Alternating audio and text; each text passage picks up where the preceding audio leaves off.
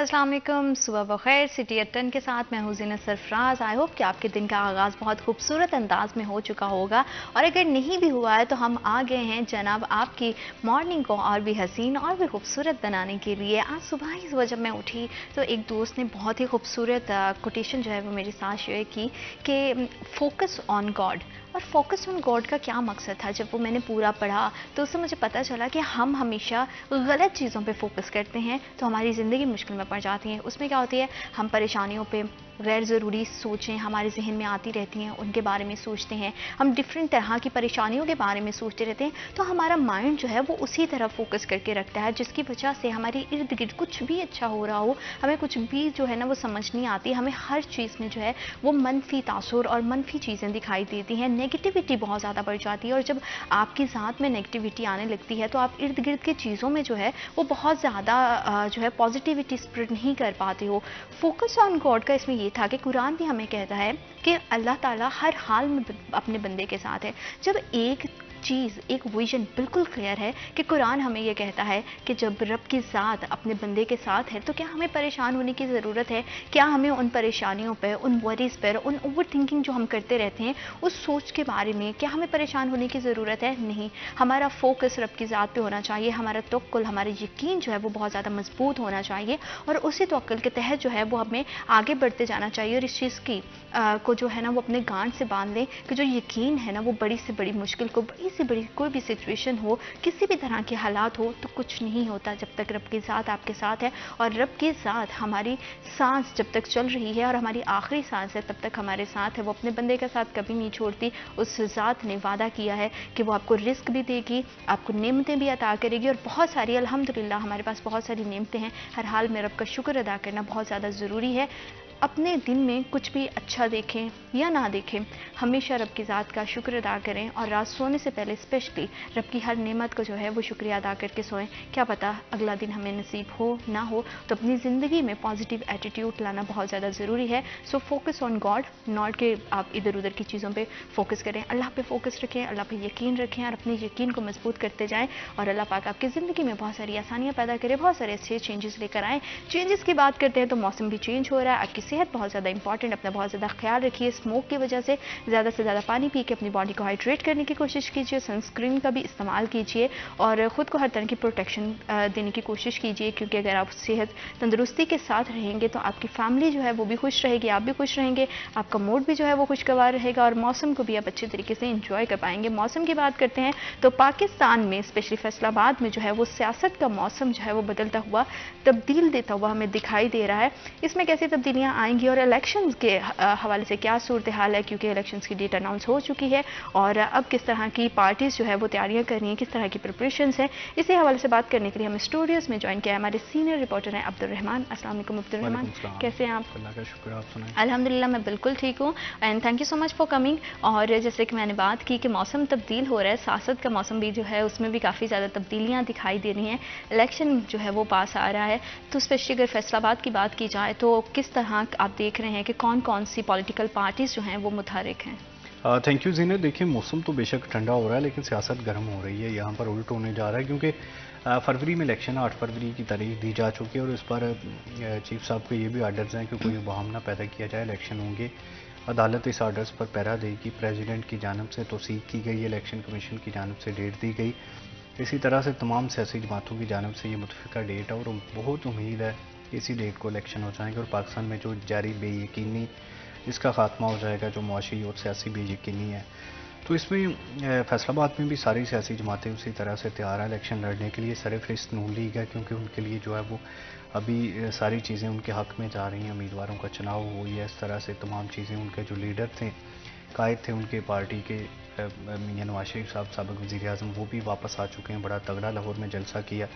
तो उनकी आमद के बाद जो है वो सारी चीज़ें उनके हक़ में जाना शुरू हो गई, उनके केसेस में उनको ज़मानत मिल गई। इसी तरह से जो उनकी मुखालिफ पार्टी है, उनके चेयरमैन जो है वो जेल में है, साबिक़ वज़ीर आज़म, जैसा कि पाकिस्तान का दस्तूर है। तो उनके लिए काफ़ी जो मसला बना हुआ है, Pakistan Peoples Party level playing field का मुतालबा भी कर रही है। इसी तरह से जमात इस्लामी की जानब से भी कोशिश की जा रही है कि इस बार हर हल्के से अपना उम्मीदवार खड़ा किया जाए। फैसलाबाद से अगर बात करें तो यहाँ पर जो मुकाबला होगा, वो अभी तक की जो सूरत हाल है, यहाँ पर मुस्लिम लीग नून versus PTI, peoples party, Jamaat Islami या जो है वो आज़ाद उम्मीदवारों के दरमियान होगा। ये भी एक बात की जा रही है कि शायद सीट टू सीट एडजस्टमेंट हो और जमात इस्लामी, पीटीआई और पीपल्स पार्टी इकट्ठे भी इलेक्शन लड़ सकते हैं। लेकिन अच्छा। अभी ये बात चल रही है, इस पर वर्क भी हो रहा है, सीट टू सीट एडजस्टमेंट भी हो सकती है, एक निशान पे भी लड़ा जा सकता है, क्योंकि ये सारे समझ रहे हैं कि नून लीग के लिए जो है वो लेवल प्लेइंग फील्ड हो रहा है, बाकी जमातों के लिए हो रहा है, इनको आसानी दी गई है।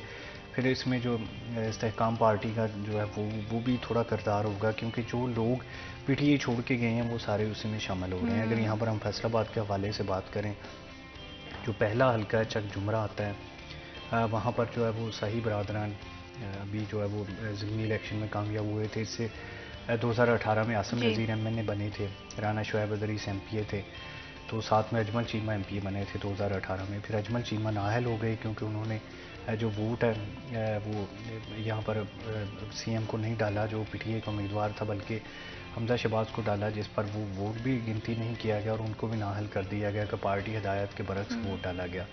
फिर वहाँ पर इलेक्शन हुए तो अली शाही जो है वो वहाँ पर कामयाब हुए, मिनिस्टर भी बने। तो पुराने जो सियासी घराने से ताल्लुक़ रखते हैं, तो अभी जो ये सूरत हाल चल रही है चक जुमरा में कि यहाँ पर शाही फैमिली है, नज़ीर फैमिली है, जिनके आसम नज़ीर हैं वो उम्मीदवार हो सकते हैं, फिर आज़ाद अली तबस्सुम है, अजमल चीमा इस्तेहकाम पार्टी के। तो ये मतलब बड़ा सख्त कंपटीशन होगा जुमरा में। अगर आगे बात कर लें जड़ांवाला की, वहाँ पर नवाब शेर वसीर जो है वो पीटीआई छोड़ के नून लीग में शामिल हुए थे, और ये तब हुए थे जब पीटीआई जो है वो नून लीग का बड़ा ज़ोर था और जो है वो उस टाइम के वज़ीर आज़म को कमज़ोर किया गया। तो उस सिले में उनकी जानब से जो बेवफाई की गई, तो नून लीग जो है वो उन्हें टिकट देगी, जो बात चल रही है। तलाल चौधरी जो नाअहल हुए थे 2018 के इलेक्शन के बाद फौरी, जब जड़ांवाला में जलसा हुआ तो उन्होंने अदालत के ख़िलाफ़ कुछ बातें की, तो साकिब नसार की अदालत से उनको नाअहल किया गया, वो भी उम्मीदवार हैं टिकट के। तो ये जड़ांवाला में बड़ी जो है वो टफ कंपटीशन होगा। फिर नीचे जो राय हैदर अली खर्ल, वो पार्टी छोड़ के पीटीआई में चले गए थे, वो भी वापसी के पर तोड़ रहे हैं। आपको क्या लगता है अब्दुर्रहमान जी, ये जो पार्टी में तब्दील करने का सिलसिला होता है, इससे इलेक्शन में कितना ज़्यादा असर पड़ता है? और आने वाले अगर इसी इलेक्शन की बात की जाए, क्योंकि जैसे आपने बताया है कि बहुत सारे पीटीआई के जो मेंबर्स हैं वो दीगर पार्टियों में चले गए हैं, तो उनकी दीगर पार्टियों में शमूलियत से कितना असर पड़ेगा इलेक्शंस पे?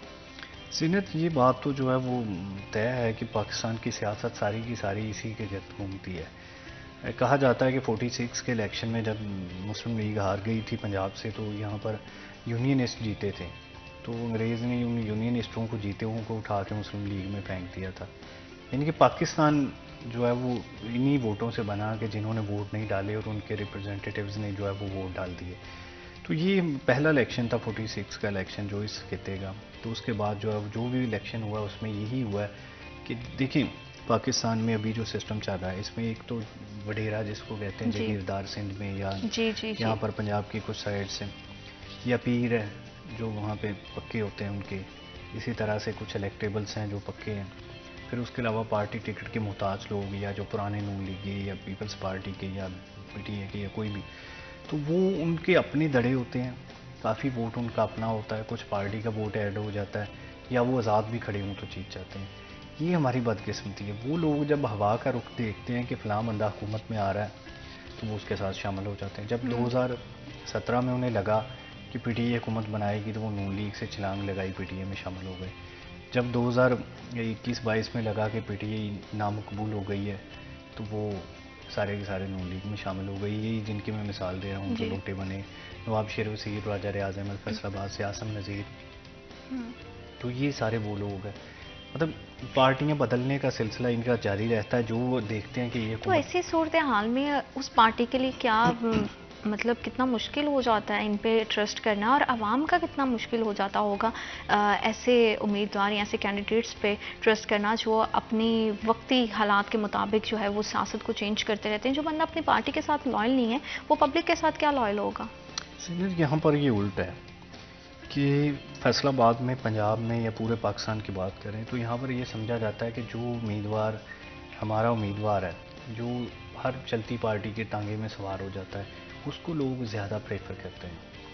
देखें, मतलब यहाँ पर फैसलाबाद की बात करें या कहीं की भी बात कर लें, तो वो उम्मीदवार जो पार्टी बदलता है, हुकूमत में आ जाता है, वो लोगों के काम उसी तरह से चलते रहते हैं।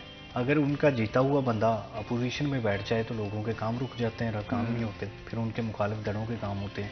तो ये बड़ा मसला है। लोग तो उस बंदे को पसंद करते हैं जो पार्टी बदलता है। मैंने कोई भी बंदा नाकाम होता नहीं देखा सिर्फ इस वजह से कि वो लोटा है। यहाँ पर लोटा ज़्यादा कामयाब होता है क्योंकि जो उनके दड़े के लोग हैं वो उसके साथ लगे रहते हैं। देखिए राजा रियाज अहमद का कैरियर देख लें, अभी ये पीपल्स पार्टी में भी रहे हैं, ये पीटीए में भी रहे हैं, अभी ये नून लीग में आ गए हैं। इसी तरह से मतलब कोई भी सियासतदान उठा के देख लें, बहुत कम है जो आपको मिलेंगे कि वो एक ही पार्टी में रहे हैं।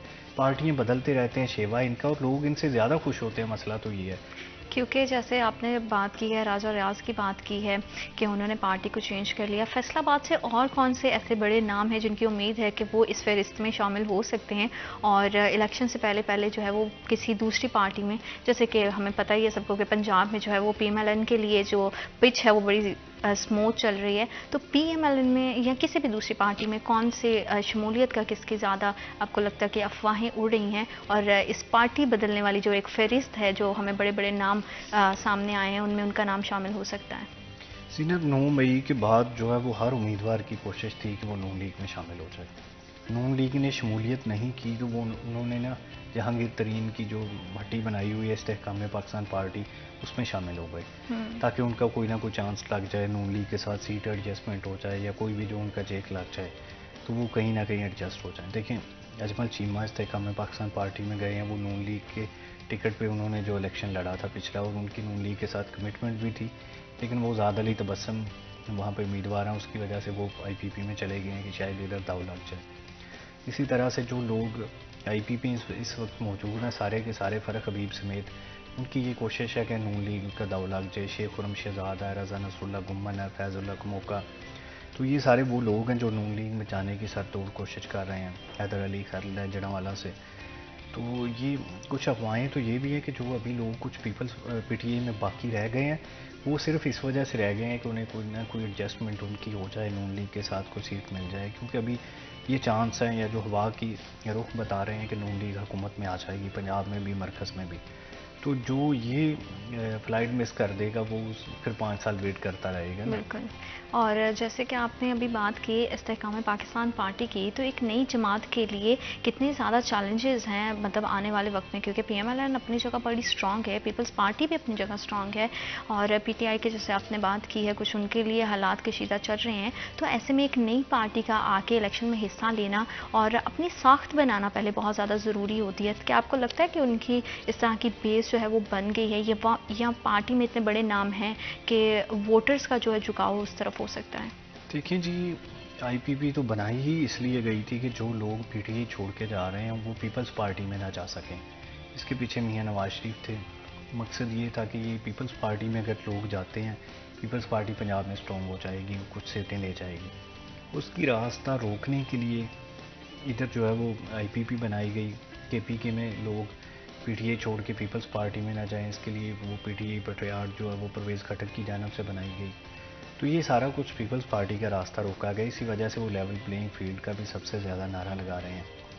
तो ये सारे लोग इस वजह से जहांगीर तरीन जो कि नाअहल भी इलेक्शन भी नहीं लड़ सकते, पार्टी चेयर भी नहीं कर सकते, तो उनका कोई मंशूर, कोई दस्तूर, कोई बयानिया नहीं है। वो पाकिस्तान की तारीख के जो मुजरम सियासतदान है, मतलब जो अदालत की जानिब से डिक्लेयर किया हुआ है, तो वो महज इस वजह से शामिल हुए हैं कि उनके जो इस्टेब्लिशमेंट से या नून लीग के साथ जो करीबी राब्ते हैं उसकी वजह से शायद कहीं ना कहीं कोई एडजस्टमेंट मिल जाए। तो जो मतलब वो तो अपना हल्के का इलेक्शन जो 2017 में हुआ था जब वो नाअहल हुए, उनके बेटे का इलेक्शन था अली तरीन का, जिन्होंने टीम भी बाद में खरीदी मुल्तान सुल्तान, तो वो अपना इलेक्शन हार गए थे।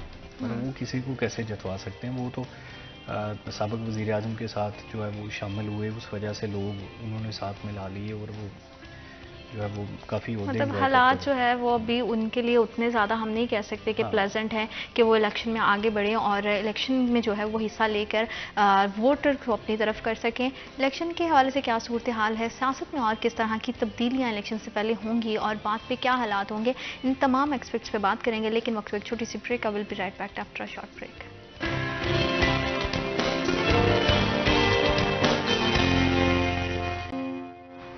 Welcome back after short break. आप देख रहे हैं सिटी एट 10। सियासत के हवाले से बात करें तो सियासत का जो मौसम है काफ़ी गहमा गहमी का शिकार है। वैसे तो हम देख रहे हैं कि सर्दी का मौसम आता जा रहा है, मौसम खुशगवार होता जा रहा है।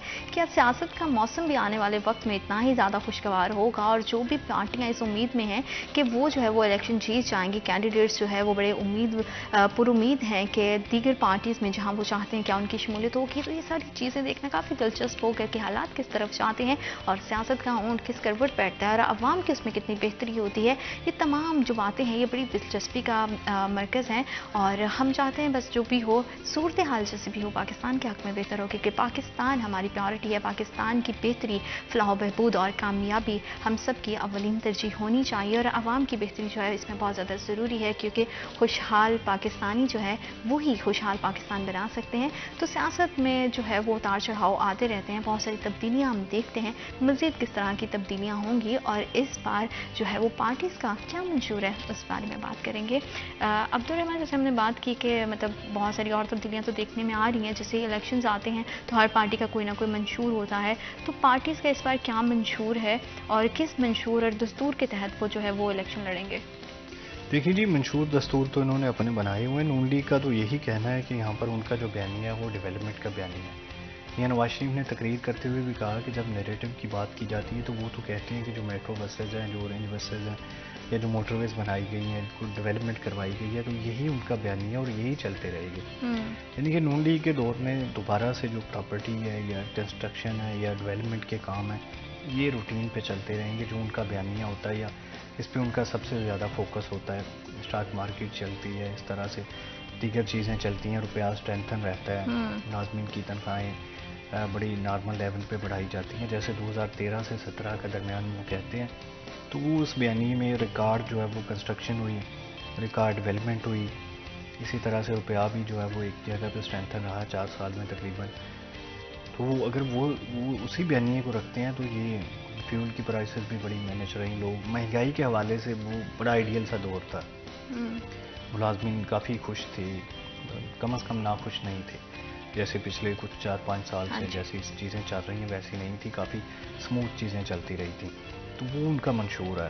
पीटीआई कहती है कि यहाँ पर वो जो है वो डेमोक्रेसी के लिए या जो पार्लियामेंट की बालादस्ती के लिए या जो है वो अपनी जंग लड़ रहे हैं, लड़ते रहेंगे इंसाफ के असूल के लिए वगैरह वगैरह, जैसे उनका मंशूर है। नाम ही तहरीक इंसाफ है कि वो इंसाफ के लिए तहरीक बनाई गई है। तो इसी तरह से एक्सपोर्ट बढ़ाने का उनका होता है कि वो एक्सपोर्ट पे बड़ा फोकस रखते हैं, प्रॉपर्टी के बड़े जो है वो इनिशिएटिव देते हैं ताकि लोग इसमें डेवलपमेंट कर सकें, पैसा कमा सकें। गाड़ियों की बड़ी रिकॉर्ड खरीदारी हुई थी उस दौर में। तो ये उनका मंशूर होता है कि मुलाजमीन की तनख्वाहें भी ज़्यादा जो है बढ़ती रहेंगी। इसी तरह से पाकिस्तान पीपल्स पार्टी का सबसे अच्छा होता है रोटी कपड़ा मकान वाला, कि जो है वो गरीब को उन्होंने रोटी देनी है। इस सिलसिले में जो कदम है वो यहाँ पे ज़्यादा लगाई जाएगी। किसानों को ज़्यादा से ज़्यादा वो सहूलियत देते हैं, मुलाजमीन की तनख्वाहें ज़्यादा बढ़ाते हैं, जो एक्सपोर्ट के हवाले से बड़े इकदाम करते हैं। उनकी 2008 से 13 में बड़ी रिकॉर्ड एक्सपोर्ट हुई थी। इसी तरह से जो है फसलों का इतना ज़्यादा क्राइसिस नहीं हुआ था कि बाहर से मंगवानी पड़ते। किसानों को काफ़ी रिलीफ दिया खाद की मद में, बीजों की मद में। तो ये अब सब कुछ लोगों के सामने है। परवेज़ मुशर्रफ के मार्शल लॉ के बाद जो है वो 3 हुकूमतें, मतलब 2008 से 13 पीपल्स पार्टी, 13 से 18 नून लीग, 18 से 22 पीटीआई और दोबारा 22 से 23 जो है वो नून लीग। ये अब सारा लोगों के सामने है। लोग उसमें से अपना चुनाव करेंगे कि ये मंशूर दस्तूर तो उनका अपनी जगह, लेकिन जो उन्होंने सारा का सारा प्रैक्टिकल किया, जब उन्हें हुकूमत मिली, किस तरह से उसको चलाया, तो वो सारी चीज़ें अब पब्लिक के सामने मौजूद है। उसी में से पब्लिक डिसाइड करेगी किसे वोट डालना है, किसे वोट नहीं डालना, कौन एक्सेप्ट होता है लोगों में, कौन रिजेक्ट होता है, या मतलब जो उनका मंशूर दस्तूर किस तरह से काम करता है, पब्लिक किसके साथ होती है, ये सारा का सारा 8 फरवरी को पता लग जाए। बिल्कुल, ये सारे जो है ना सूरत हाल देखना तो बहुत ज़्यादा इंटरेस्टिंग रहेगी, क्योंकि इस तरह से जैसे आपने बात की है कि नून लीग का अपना एक मंशूर है, उनके दौर में बड़ा महंगाई पे जो है बड़ा काबू रहा। तो आने वाले कुछ टाइम से हम देख भी रहे हैं कि लोगों में बेरोज़गारी की रेशो बहुत ज़्यादा बढ़ गई है। मज़दूर के लिए जो एक फ़िक्स अमाउंट जैसे कि 32,000 का हमें पता है कि हुकूमत की तरफ से कहा तो गया है, लेकिन वो उनको वहाँ मिल नहीं पाती है डिफरेंट तरह की, और लोग उसमें ये बात करते हैं कि महंगाई की वजह से इंडस्ट्रीज़ नहीं चलती हैं, ज़ाहिर बात है कारोबार मांद पड़ता है तो हम उस तरह से पे नहीं कर पाते। तो आपको क्या लगता है ये सारे हालात और इस तमाम जितने भी मसाइल हैं, चाहे वो महंगाई का है, चाहे वो आपकी बेरोज़गारी का है, किसी भी लिहाज से जो भी ज़िंदगी की अहम ज़रूरियात हैं, अहम मसाइल हैं, वो हल हो पाएंगे? देखिए जी, बज़ाहिर तासुर तो ये दिया जा रहा है कि वो तजर्बाकार लोग हैं, मतलब मसाक डार या नवाज शरीफ या शहबाज शरीफ या हमजा या जो भी मरीम नवाज भी उम्मीदवार हम तो सीएम की, तो ये सारा कुछ तासुर ये दिया जा रहा है कि वो क्योंकि उनके दौर में रिकॉर्ड इन्वेस्टमेंट आती है, उनके दौर में लोग जो है वो बिज़नेस करते हैं, तो वो सारी चीज़ों पे कंट्रोल कर लेंगे, फ्यूल प्राइसेस में भी कुछ कमी आ जाएगी, इंटरनेशनल हालात भी खासे बेहतर हुए हैं। तो उनकी जानब से कोशिश स्ट्रगल यही की जाएगी, क्योंकि देखिए मुमकिन तौर पर नून लीग के लिए ये आखिरी टेनोर भी हो सकता है अगर वो डिलीवर नहीं कर पाते। जैसा उनका ट्रैक रिकॉर्ड है कि उन्होंने अच्छा डिलीवर किया है, अच्छी डेवलपमेंट करवाई है, अच्छी कंस्ट्रक्शन करवाई है, या ओवरऑल जितना भी इंफ्रास्ट्रक्चर है वो बड़ा डेवलप हुआ उनके दौर में, मोटरवेज बनती रहीं, रोड्स बनती रहीं, अंडरपासेस बनते रहें, फ्लाईओवर्स बनते रहें। तो अगर तो ये चीज़ें जारी रहती हैं, बेरोज़गारी कम होती है। देखिए बेरोज़गारी पिछले 1-2 साल में बहुत ज़्यादा हुई है, ये आपकी बात ठीक है, 7 मिलियन के करीब लोग तो महज इंडस्ट्री से फारग हुए हैं ना, बाकी शोबों से, उसके अलावा शायद 10 मिलियन तक चली जाए। फिर बहुत सारे लोग बाहर के ममालिक का रुख कर रहे हैं, कोई 1 मिलियन के करीब बंदा जो है वो बाहर गया है पिछले कुछ सालों में। तो ये भी बहरहाल जो है वो इसमें कई चीज़ें पॉजिटिव भी हैं, नेगेटिव भी हैं, ब्रेन ड्रेन भी होती है, लेकिन दूसरी जानब कहा जाता है कि डॉलर भी आएगा यहाँ से। लोग पॉपुलेशन वार्मिंग तो बहुत ज़्यादा है, पॉपुलेशन है हमारी, तो वो अगर उसमें से बाहर चले भी जाते हैं तो उससे ख़ास फ़र्क नहीं पड़ेगा, पीछे सिस्टम चलता रहेगा, क्योंकि एक बंदे की जगह लेने के लिए 5 बंदे पहले से क्यू में लगे होते हैं। तो इसलिए ये नून लीग के लिए बहरहाल एक बड़ा चैलेंज होगा कि अगर वो हुकूमत बनाते हैं तो किस तरह से डिलीवर करना है, डेवलपमेंट पे कैसे फोकस करना है, या किन किन शोबों को जो है वो मज़ीद मजबूत बनाना है। क्योंकि एक्सपोर्ट के हवाले से कहा जाता है कि नून लीग इतनी ज़्यादा फेवरेट नहीं होती, इनके दौर में एक्सपोर्ट उस तरह से नहीं बढ़ती जैसे पीपल्स पार्टी या पीटीआई ने बढ़ाई है, लेकिन जो लोकल बिज़नेस है वो काफ़ी अच्छा चला जाते हैं, या जो लोकली काम है वो बेहतर कर पाते हैं। तो ये इसी मंशूर पे जो है वो इलेक्शन लड़ रहे हैं कि हम पुराने वाली जो है वो कीमतें भी बहाल करेंगे, पुराने वाले मुल्क में डेवलपमेंट देखें, डेवलपमेंट होती है, कंस्ट्रक्शन होती है, तो उससे वाबस्ता कई किस्म के कारोबार चल जाते हैं, मतलब सरिया या बल्ब है या घर बन रहे हैं तो इलेक्ट्रिशियन, कई किस्म के कारोबार चल रहे थे। पिछले कुछ 16-18 माह से ये चीज़ें स्टक होने की वजह से सब कुछ जब रुक गया तो वो ग्रोथ रेट जो है वो माइनस में चला गया, 1 पे आ गया, तो वो इम्पोर्ट भी रुक गई, उस वजह से कारोबार जो है वो बंद हो गए, रुपये का जो यहाँ पर सर्कल चल रहा था वो भी बंद हो गया, तो उसकी वजह से खासा नुकसान हुआ है। अब जैसे कि हमने पिछले टाइम पे देखा पीटीआई की हुकूमत में भी कि ओवरसीज़ पाकिस्तानियों का मुल्क में डॉलर भेजने का और एक्सचेंज की वजह से बहुत सारी चीज़ें हमें दिखाई देती थी। तो क्या इस इलेक्शंस में जो है ओवरसीज़ पाकिस्तानी, उनका कोई अहम किरदार हो सकता है आने वाली हुकूमत में, आने वाले टाइम में? देखिए जी, ओवरसीज़ का किरदार तो तब होता अगर उन्हें वोट डालने का हक होता। वोट तो अब डाल सकते हैं, लेकिन उसके लिए उन्हें वापस आना पड़ेगा। पहले ये था कि उन्हें वोट का हक दिया जा रहा था कि वो अपने ही मुल्क में बैठकर, जिस भी मुल्क में बैठे हुए हैं, उधर सफारतखाने के ज़रिए अपना वोट कास्ट करते हैं। तो ये तकरीबन 11 मिलियन के करीब लोग हैं, तो ये अच्छा खासा फ़र्क साबित हो सकते थे। अगर हर हल्के में 4-5 हज़ार वोट होता तो इतनी ही लीड से बंदा MP MLA बनता है, तो इनका खासा असर और सूख हो जाता। लेकिन अब ये कहा जा रहा है कि इनको कुछ सीटें दे दी जाएंगी ओवरसीज़ पाकिस्तानियों को असम्बली में, रिज़र्व सीटें, लेकिन जो है वोट डालने का इनके पास हक नहीं है। वोट डालना तो इधर आना है, उधर है कि ये वोट नहीं डाल सकते। इसी तरह से जो डुअल नेशनलिस्ट है या जो है वो नेशनलिटी छोड़ चुके हैं, तो उन तमाम का कोई इस पे वोट पे राइट नहीं है कि वो उधर बैठ के किसी और मुल्क में यहाँ की सियासत पे असरअंदाज नहीं हो सकते। तो वो पैसे बेचते हैं, अपनी फैमिलीज़ के लिए बेचते हैं। पीटीए दौर में इस वजह से ज़्यादा बेहतर हुआ था कि उनको रेट अच्छा मिल रहा था। अब रेट जो है वो इंटरबैंक के ज़रिए जो है कम मिलता है, बाहर ज़्यादा मिलता है। जो अफ़गानी चला रहे होते हैं ब्लैक मार्केट, उसमें वो ज़्यादा रेट दे रहे होते हैं, तो वो सारा का सारा पैसा हुंडी के ज़रिए मुंतकिल किया जाता है। तो इसमें खासा FIA ने काम किया है, हुंडी पे छापे छुपे मारे हैं, इसी तरह से जो है वो स्मगलिंग बंद हुई है। तो उसकी वजह से उम्मीद तो है कि ये चीज़ें बेहतर हो जाएंगी। और ओवरसीज़ का जो किरदार है वो कभी भी इतना ज़्यादा नहीं रहा। फंड्स के हवाले से हो सकता है, लेकिन ओवरऑल अगर समझें कि इस वजह से कोई तब्दीली आ सकती है तो ऐसा कुछ नहीं हो सकता, क्योंकि ना तो उनके पास वोट का राइट मौजूद है, ना ही कोई वो डॉलर रोक सकते हैं, क्योंकि वो हुकूमत के लिए तो बेच नहीं रहे होते, अपनी फैमिलीज़ के लिए बेचते हैं। तो वो स्टेट बैंक के ज़रिए नहीं भेजेंगे, हुंडी के ज़रिए भेज देंगे, लेकिन पैसे तो इधर ही आने हैं। थोड़ा बहुत फ़र्क पड़ सकता है 1-2 अरब डॉलर का पूरे साल में, लेकिन वो ज़्यादा काउंट नहीं होता, क्योंकि उतने ही लोग ज़्यादा बाहर जा रहे हैं, तो वो शायद इसी में चीज़ें जो है वो कमोडेट हो जाती हैं। क्योंकि सारी बातें जैसे आपने कहा कि उनको वोटिंग का हक ही नहीं है, जब उनको वोट का ही नहीं वो कास्ट कर सकेंगे तो कोई भी इसमें ऐसे सो अगर वोट कास्ट कर पाते तो शायद हालात जो है वो ये उनका वोट जो है वो गेम चेंजर साबित हो सकता था, लेकिन जैसे कि हालात चल रहे हैं। और इसी तरह से अगर हल्का बंदियों की बात की जाए तो किस हल्के से कौन सा उम्मीदवार जो है वो आपको दिखाई दे रहा है कि वो खड़ा होगा? देखिए जी, यहाँ पर जुमरा से तो जैसे सही फैमिली पीटीए में अभी आसम नज़ीर नून लीग का उम्मीदवार हो सकते हैं, साद अली तबस्सुम साथ में है। इसी तरह से जो है वो यहाँ पर जड़ांवाला में तलाल चौधरी और नवाब शीर वसीर के दरमियान टाकरा होगा। पीटीए का अभी कोई मेन बंदा सामने नहीं है। नीचे राय हैदर अली खर भी हो सकते हैं, इसके अलावा डोगर भी हो सकते हैं। फिर जो है वो तांदलियावाला में अली गोहर बलोच MNA थे अभी नून लीग के, नीचे जाफ़र अली ओचा थे, सफदर शाकर थे, यही कुछ रिपीट हो सकता है। समुद्री में शहबाज बाबर थे MNA, 2 बार मुंतखब हुए हैं, अभी भी वो MNA के कैंडिडेट हैं। पीटीए की जानब से कहा जा रहा है कि हाफिज़ मुमताज़ भी सामने आ सकते हैं, कोई और भी बंदा हो सकता है। नीचे राव काशिफ या मेजर अकरम, इन दोनों में से कोई उम्मीदवार हो सकता है। फिर इसी तरह से आरफ गेल फैमिली समुद्री में बड़ी मुतहरक है, पीटीए में भी शामिल हो सकते हैं, अभी काफ लीग का वो हिस्सा है। फिर आगे आए तो राना सनाउल्लाह खान जो है वो नून लीग के उम्मीदवार हैं, डॉक्टर निसार जट वो पीटीए के उम्मीदवार हैं। उनके नीचे जो पैनल बनेगा राना सनाउल्लाह के साथ मियां अजमल आसफ, जफ़र नागरा, इसी तरह से पीटीए का जो वहाँ पर पैनल डॉक्टर निसार जट बनाएंगे, तो ये रज़ा नसरुल्लाह गुम्मन पीटीए के उम्मीदवार छोड़ चुके हैं।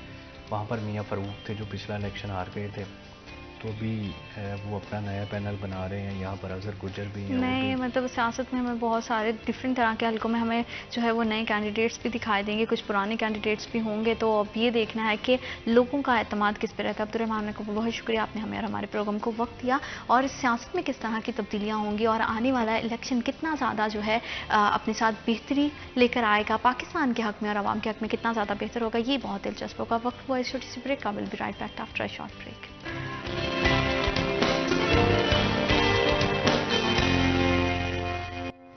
Welcome back after short break. आप देख रहे हैं सिटी एट 10। बढ़ती हुई महंगाई के हवाले से बात करें तो बहुत सारे जो है वो एक्सपर्ट्स हमें दिखाई देते हैं कि हम हर रोज़ बात करते हैं, और बेसिक नीड्स की बात करें तो उसमें दाल, चावल, आटा की हम बात करते हैं। आटे के बढ़ते हुए रेट की वजह से आवाम को बहुत ज़्यादा मुश्किलात का सामना करना पड़ रहा है, और क्या ये जो बढ़ती हुई महंगाई है इसे कहीं पर भी किसी भी पॉइंट पर जाके कंट्रोल किया जाएगा या नहीं, इसी हवाले से बात करने के लिए आज हमें स्टूडियोज़ में ज्वाइन किया है हमारे रिपोर्टर हैं मोहम्मद अली नारो। अस्सलाम वालेकुम अली, कैसे हैं आप? वालेकुम अस्सलाम, अल्हम्दुलिल्लाह। Thank you so much for coming.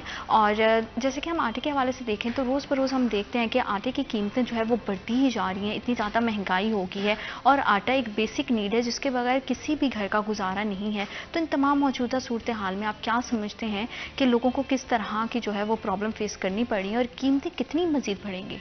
ज़ीनत, आपके इल्म में होगा कि हमने गुज़श्ता प्रोग्राम में डिस्कस किया था कि अगर महंगाई की शरह कम हो रही है, चीज़ें नीचे आ रही हैं कीमत, अब जो सबसे अहम मरला ये होगा कि इन कीमतों को मुस्तहकम किया जाए। इनमें अगर आप इसको मज़ीद कम नहीं कर सकते तो इनमें बढ़ावा भी नहीं आना चाहिए, इनको बढ़ना भी नहीं चाहिए। तो आटा तो एक किस्म की बुनियादी ज़रूरत है, हर घर की ज़रूरत है। जो बुनियादी वजह बनी है वो ये थी कि जब हमने इसके पॉजिटिव इम्पैक्ट देखे कि 1 नवंबर से पहले आटा चक्की मालिकान की जानिब से आटा सस्ता किया गया, उनको उम्मीद थी कि जब जो गंदम की सरकारी इमदादी जो गंदम का रेट जारी होगा तो उसमें रेट काफ़ी नीचे आ जाएगा फ़ी मन के हिसाब से। उनको तवक्को थी कि कोई 3900 के लगभग ये रेट आएगा तो आटा मज़ीद सस्ता होगा। तो उन्होंने इसी तनाजुर में आटे की कीमत में 10 रुपये की कमी की, जो कि 145 से 135 रुपये पर आया और काफ़ी दिन तक वो रहा। हमने 2 हफ्ते वो रेट चलता हुआ देखा। लेकिन 1 नवंबर के बाद जैसे ही सरकार की पंजाब हुकूमत की जानिब से आटे की जो गंदम की कीमत है, इमदादी कीमत है, वो अनाउंस की गई और वो लगभग 3900 की बजाय वो 4700 के करीब आई, तो आटा जो फ्लोर मिल्स एसोसिएशंस हैं या चक्की मालिकान हैं, उनकी जानिब से काफ़ी हैरानगी का भी इजहार किया गया, गम गुस्से का भी इजहार किया गया कि सरकारी रेट तो कम से कम नीचे आना चाहिए था, ताकि जो तसलसल चल रहा था, कम से कम आटा ही आवाम की, हम ये कह सकते हैं कि ज़्यादा सस्ता नहीं लेकिन बेहतर कीमत में लोगों को लग रहा था कि उनको मिल रहा है। अब तो अब इसकी कीमत जैसे ही वो अनाउंस हुआ है उसके बाद अखराजात बढ़ते हैं। अब मसला ये आता है कि जब आप सरकारी कीमत अनाउंस कर देते हैं तो क्या आपने वो कीमत इम्प्लीमेंट करवा दी है? क्या हर जगह पर फिर वो गंदम जो वाक़अतन वो चक्की मालिकान हों, वो एसोसिएशंस हों, वो फ्लोर मिल्स हों, उनको उस कीमत में मिल रही है या नहीं मिल रही? तो जब उसके ऊपर इम्प्लीमेंटेशन नहीं होती, अमल दरामद नहीं होता, तो उसका खमियाजा आम सारिफ को भुगतना पड़ता है, आम शहरी को भुगतना पड़ता है। अब हुआ ये है कि वो सरकारी जो अनाउंस की गई कीमत है वो 4700 रुपये में भी नहीं अवेलेबल है, उनको नहीं मिल रही है, जिसकी वजह से आटे की कीमत में हम अब बतदरीज इजाफा देख रहे हैं। 10-10 रुपये का इजाफा होता जा रहा है और ऐन मुमकिन है अगर ये 4700 रुपये जो फी मन गंदम की कीमत अनाउंस की गई है, अगर ये अवेलेबल नहीं होती, अगर नहीं मिलती, तो ये आटे की कीमत में मुसलसल होता इजाफा, इसको ब्रेक नहीं लग सकती है। इसी हवाले से गुज़श्ता रोज़ यहाँ पर सूबाई निगरान सूबाई वज़ीर हैं सनत व तिजारत और ज़राअत SM तनवीर, जब वो फैसलाबाद में आए हुए थे तो उनसे ताजरों के स्मॉल ट्रेडर्स जो चैम्बर है उनके ताजरों की मुलाकात हुई। उनमें भी ये इशू सबसे ऊपर आया कि हमें ये तवक्को थी कि आटे की जो कीमत है, गंदम की कीमत है, वो काफ़ी नीचे आएगी, लेकिन उसके बरक्स 800 रुपये ज़ायद कर दी गई है। तो अब आटा आपको कंट्रोल होता नज़र नहीं आएगा, चूँकि बड़ी तादाद ऐसी है जो कि चक्की का आटा खाते हैं और उनके अवेलेबल भी होता है, सरकारी आटा बसा औकात मिलता है, नहीं मिलता है, फ्लोर मिल्स वाला आटा लोग पसंद करते हैं, नहीं करते, तो एक बड़ी तादाद आटे की चक्की का ही इस्तेमाल करती है।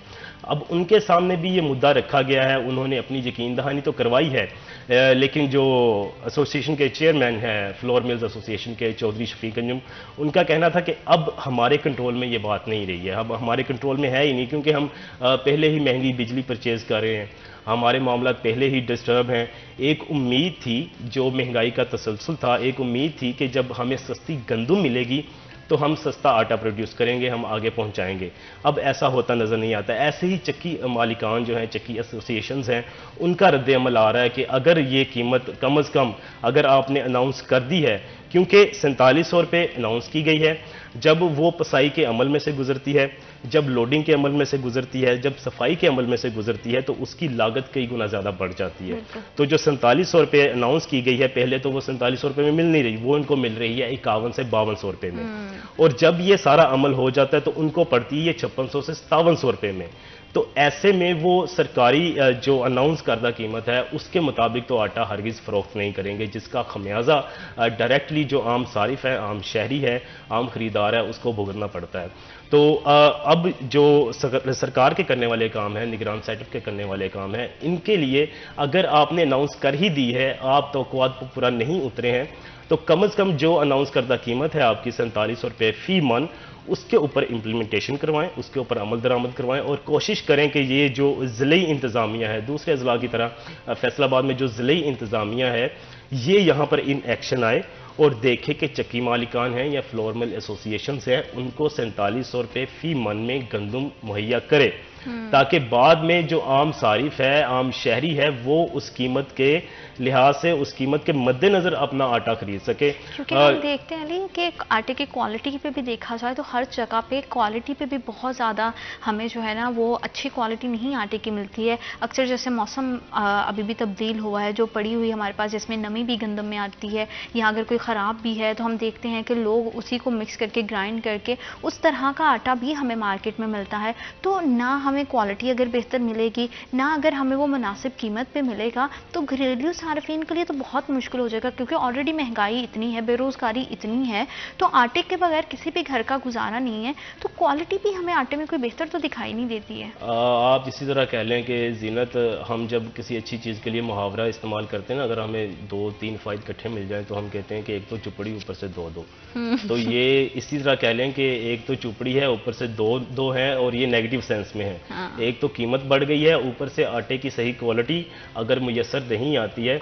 अच्छा, इस हवाले से ये पॉइंट बड़ा नोट करने वाला है कि जो हमारी फूड अथॉरिटीज़ हैं, जो हमारे प्राइस मजिस्ट्रेट्स हैं, उनके लिए एक्टिव होना बहुत ज़रूरी होता है इन दिनों में, कि आम जो शहरी है उसको रिलीफ मिले और हर तरफ से रिलीफ मिले। और उसका दूसरा तरीका ये होता है कि जितना रिलीफ मिल रहा है काइंडली उसको मुस्तकम किया जाए, उसकी जो है वो तसलसल के साथ उसको वहाँ तक पहुँचाया जाए। अब ज़रूरत इस अमर की है कि आप लोग ये सब कुछ करके इसको बराबर मैनेज करें, आम शहरी को रिलीफ देने की कोशिश करें। अगर कीमतें बढ़ गई हैं, फलां हो गया, तो इनमें तसलसल लाने की कोशिश करें।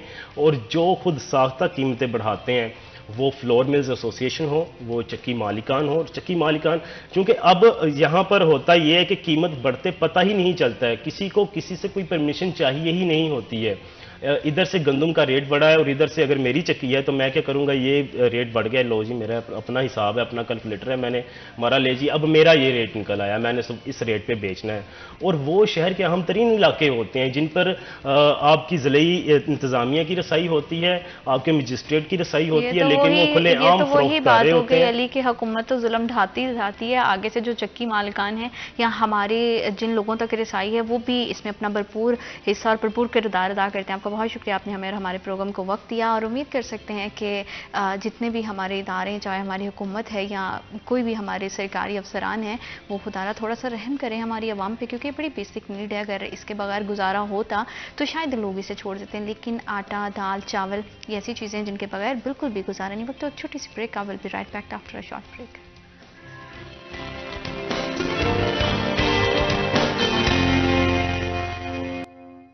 Welcome back after a short break. आप देख रहे हैं सिटी एट 10। बात करते हैं अपनी तालीम की, तालीमी इदारों की। तो हमेशा से हम देखते हैं कि स्टूडेंट्स का बहुत गहरा ताल्लुक होता है बुक्स के साथ। खुद का भी अगर एक्सपीरियंस शेयर करूं तो जब से हमारी स्कूलिंग चलती है, कॉलेज लाइफ से, तो एक बहुत अहम पार्ट जो है हमारी बुक्स में, एक बहुत अहम बुक होती है पाकिस्तान स्टडी, मुतालिया पाकिस्तान, क्योंकि उसके ज़रिए हम अपनी तारीख को पढ़ते हैं, हम अपने कल्चर के बारे में जानते हैं, अपने नेशनल हीरोज़ का जो विजन था, उनका क्या मकसद था, किस तरह से, कितनी कुर्बानी के बाद हमने पाकिस्तान को हासिल किया, और हमारे यहाँ, हमारे मुल्क में जो डिफरेंट तरह की कम्युनिटीज़ हैं, उनके क्या मसाइल थे, उनको किस तरह से हल किया गया, और उनको भी उसी तरह से आज़ादी दी गई जिस तरह पाकिस्तान में बसने वाले मुसलमानों की है, चाहे वो हिंदू हैं, चाहे वो सिख हैं, ईसाई है, कोई भी मज़हब हो। पाकिस्तान में हर अक़लियत जो है वो अपने अपने मज़हब में, अपने अपने मज़हब में जो है वो बिल्कुल आज़ाद हैं। तो ये वो सारी चीज़ें जो हमें पाकिस्तान स्टडीज़ को पढ़ने के बाद पता चलती हैं। आप सोच रहे होंगे कि मैं स्पेशली आज का जो सेशन है उसमें पाकिस्तान स्टडीज़ के बारे में इतना क्यों बात कर रही हूँ, क्योंकि अभी हमारे यहाँ एक बहुत ही बड़ा मेजर चेंज आया है। BS लेवल पे जो है पाकिस्तान स्टडीज़ का नाम चेंज करके आइडियोलॉजी और दस्तूर पाकिस्तान कर दिया गया है। इसके पीछे क्या मकसद हो सकता है, क्योंकि हमारे स्टूडेंट्स और हमारी हुब्बुल वतनी जो है वो बहुत ज़्यादा अटैच होती है। जब हम किताबों के ज़रिए पढ़ते हैं तो हमारे जहनों में एक अक्स उभर के आता है, जिससे हमें पता चलता है, जब हम जैसे जैसे तारीख पढ़ते जाते हैं, हमें लगता है कि चीज़ें हमारी आंखों के सामने से गुजर रही हैं। अच्छा, इतनी कुर्बानियों के बाद हमारे जो बुज़ुर्ग हैं, हमारे आबाओ अजदाद हैं, उन्होंने इतनी कुर्बानियाँ दी और फिर पाकिस्तान हासिल हुआ। हमारे नेशन हीरो का क्या इसमें किरदार रहा है, और साथ ही साथ हमारा कल्चर कितना खूबसूरत है। इन तमाम चीज़ों को जो है वो इस एक किताब में जो है वो इकट्ठा करके हमारे लिए रखा गया। लेकिन अगर अब मजमून का नाम ही चेंज कर दिया जाएगा तो क्या आने वाले स्टूडेंट्स उस तरह से हमारी तारीख से, हमारे कल्चर से और हमारी सोच से जुड़ पाएंगे या नहीं? इसी हवाले से बात करने के लिए आज हमें स्टूडियोज़ में दो बहुत ही खास मेहमानों ने ज्वाइन किया है। उनसे मैं आपका तारुफ करवा देती हूँ। मेरे पहले मेहमान हैं doctor Abdul Qadir Mushtaq, HOD Pakistan studies department, GC university Faisalabad. अस्सलाम वालेकुम सर, कैसे हैं आप? मैं ठीक हूं। Thank you so much for coming, और इस सेशन का हिस्सा बनने के लिए बहुत शुक्रिया। साथ ही साथ हमारे दूसरे मेहमान हैं, उन्होंने भी हमें ज्वाइन किया है, डॉक्टर तौहीद अहमद चट्टा है, तारीखदान। अस्सलाम वालेकुम, कैसे हैं आप? मैं बिल्कुल ठीक हूं। Thank you so much for coming, आपने भी हमें और हमारे प्रोग्राम को वक्त दिया। सर, जैसे कि मैंने बात की कि हम पाकिस्तान स्टडीज़ के ज़रिए अपनी तारीख से, अपने कल्चर से, अपने मुख्तलिफ तरह की आइडियोलॉजी के साथ जुड़े हुए हैं।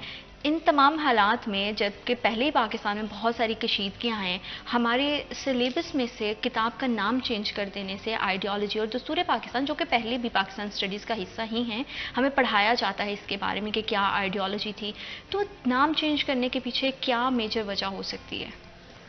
देखिए, मैं तो खुद इस बात के ख़िलाफ़ हूँ कि पाकिस्तान स्टडीज़ का नाम चेंज नहीं होना चाहिए। एक तो आपको ये एक आप पाकिस्तानी होना आपकी एक आइडेंटिटी है, और जहाँ पे पाकिस्तान का लफ्ज़ इस्तेमाल होगा वो चीज़ इसलिए अहम हो जाती है क्योंकि वो हमारे मुल्क के साथ वाबस्ता होगी, उसमें हमारी स्टेट का नाम आ रहा है। और proud to be a Pakistani हमारा स्लोगन है कि हमें पाकिस्तानी होने पर फ़ख्र है।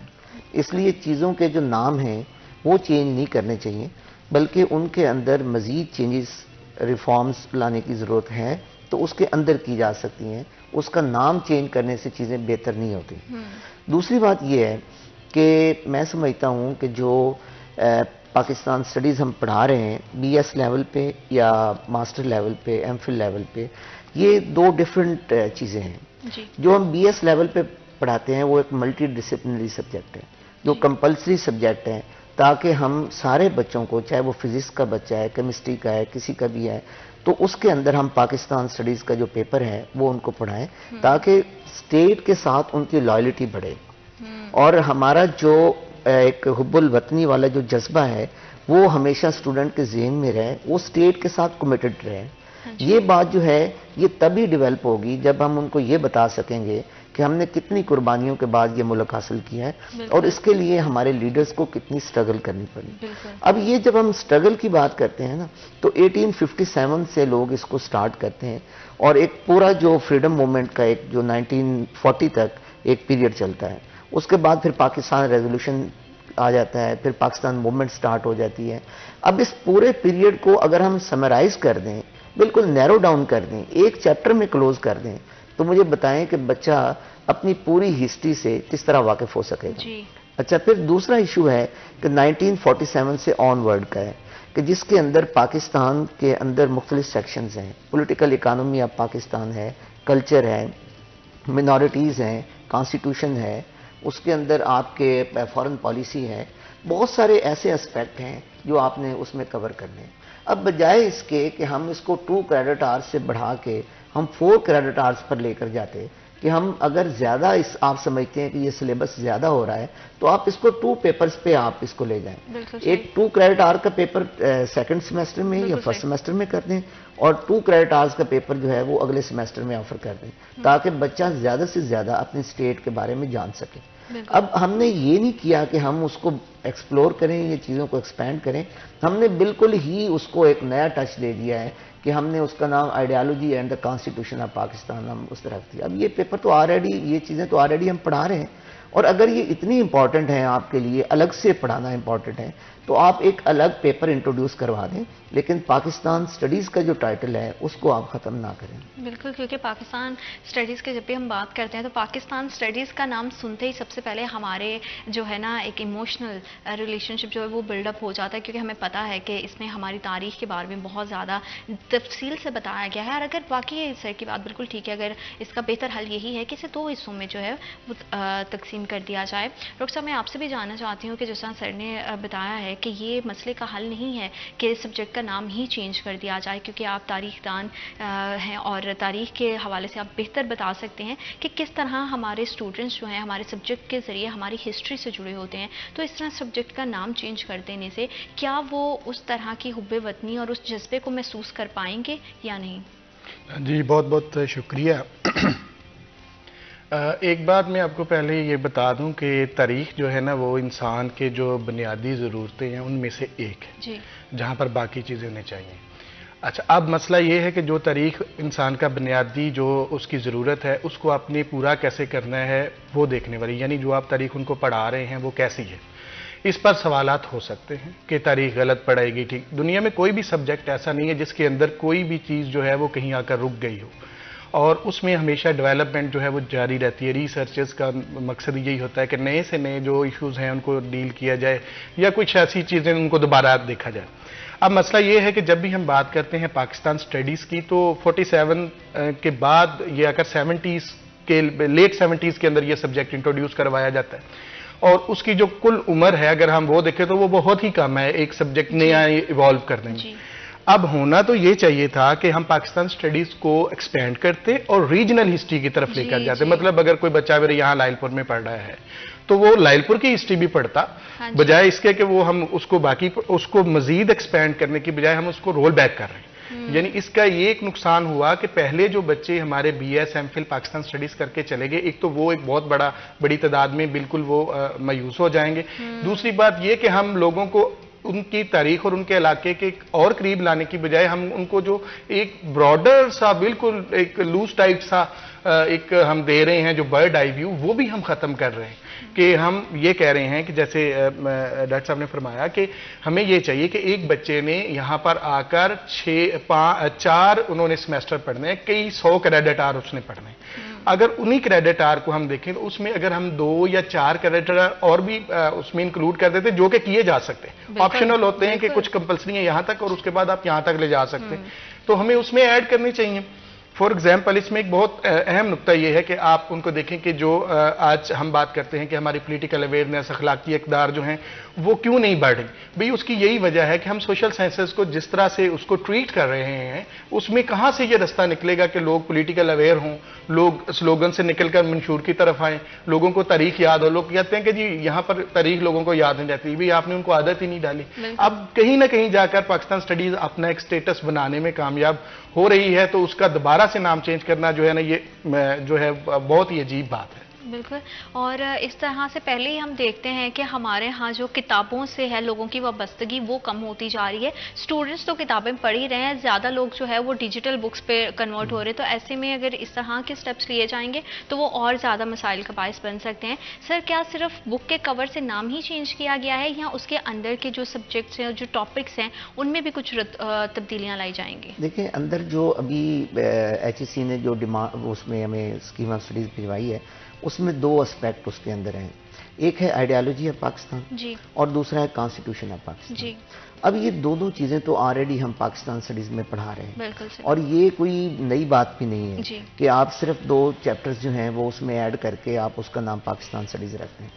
आप देखें कि 1947 में हमारी स्टेट का जो बयानिया था वो डिफरेंट था, ठीक है। जब उसके बाद लेटर ऑन हम चलते रहे, 1960 में हमारी स्टेट का बयानिया चेंज हो गया, 1970s में हमारी स्टेट का बयानिया चेंज हो गया, ठीक है। उसके बाद फिर लेटर ऑन मुशर्रफ साहब का जो दौर है उसमें फिर हमारा बयानिया चेंज हो गया।